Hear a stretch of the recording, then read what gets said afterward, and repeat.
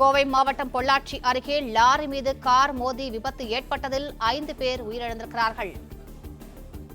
கோவை மாவட்டம் பொள்ளாச்சி அருகே லாரி மீது கார் மோதி விபத்து ஏற்பட்டதில் 5 பேர் உயிரிழந்திருக்கிறார்கள்.